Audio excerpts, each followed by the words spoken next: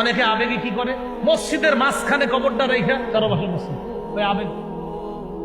আলেম ওলামাদেরকে না জিজ্ঞাসা করে মসজিদ বানায় কি ভাই আপনারা কবর মাঝখানে রাখছেন? আবেগ। এই যে আবেগে মসজিদটা মাঝখানে রাখেন কেন বুঝান, এলাকাবাসী বুঝান, এই জাতীয় কোনো মসজিদ থাকলে গিয়ে বুঝান, ভাই কবরটা কিনারায় নেন, সাইডে নেন। প্রথমে বাহিরে নিতে বললেন না, আপনারা মারতেও পারে, বলবেন আগে সাইডে নেন। কারণ এ তো এমন এক আকীদায় ঢুকে গেছে যে আকীদা থেকে তাকে বের করতে আপনার অনেক কষ্ট হবে। আবু দাউদের বর্ণনা 3229 নম্বর হাদিস, 3229 3229। এই হাদিসের মধ্যে আসছে রাসূলুল্লাহ সাল্লাল্লাহু আলাইহি সাল্লাম বলেন, লা তাজলিসু আলাল কুবুর, কবরের উপর বসো না।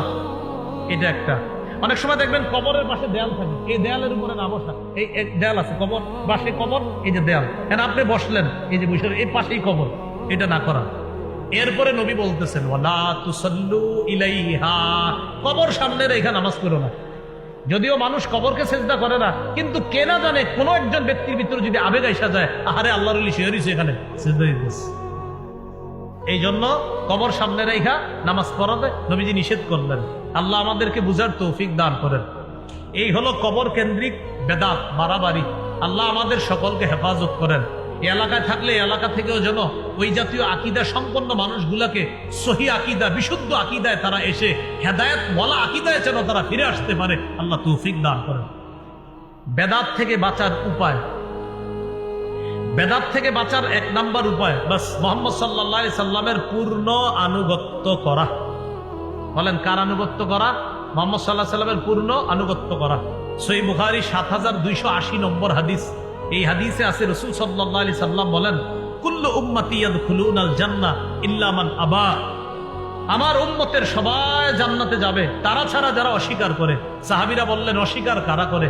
নবী বললেন, মান আতাআনি দাখালাল জান্নাহ, যে আমার আনুগত্য করে সে জান্নাতে যাবে।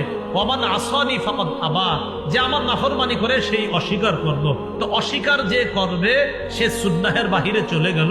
আল্লাহ আমাদের সকলকে নবীর সুন্নাহ মেনে নবীর আনুগত্য করার তৌফিক দান করেন।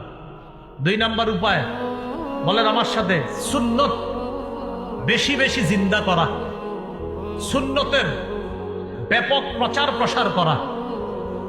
তাহলে বেদাত দূর করার 2 নাম্বার উপায় হলো সুন্নতের ব্যাপক প্রচার প্রসার করা, সুন্নতের কথা বেশি বেশি বলা, নামাজের পরে মাঝে মাঝে সুন্নত নিয়ে আলোচনা করা। আসরের পরে ইমাম সাহেব যারা আছেন 2 মিনিট 5 মিনিট একটা সুন্নত বলতে পারেন।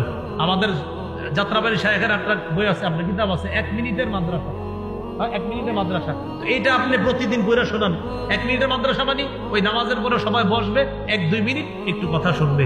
এই এলাকাবাসী যারা আছেন, আহার এই মানুষগুলা কোথায় যাবে? তো আশেপাশের ইমাম সাহেব যারা আছে তাদের প্রতি আবদার থাকবে, আপনারা প্রতিদিন আসরের পরে, আপনি যেভাবে সুন্দর হয় আর কি, মানে আমার একটা আবদার রইল আর কি, আসরের পরে 2 মিনিট 3 মিনিট একটু একটা কিতাব পড়ে শোনায় দেন যে, প্রিয় মুসল্লি ভাইয়েরা, এখন একটা সুন্নত আপনাদেরকে শোনায় দেওয়া হবে। তো এই সুন্নতটা আপনি তাকে বলেন, 1 দিন বলেন, 2 দিন বলেন, 3 দিন বলেন। আরে কে জানে আপনি 10 দিন 5 দিন 15 দিন 20 দিন বলার পর হতে পারে তিনি ওই কাজ শুরু করে দিয়েছে, আমল শুরু করে দিয়েছে। এই জন্য প্রতিদিন কিছু কিছু সুন্নত আমরা শিখবো।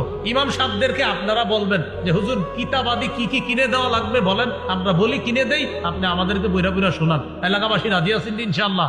তাহলে এই সুন্নত যেন মসজিদে মসজিদে এটা যেন জিন্দা হয়ে যায়, সবাই যেন ব্যাপক প্রচার প্রসার করতে পারে, আল্লাহ তৌফিক দান করেন।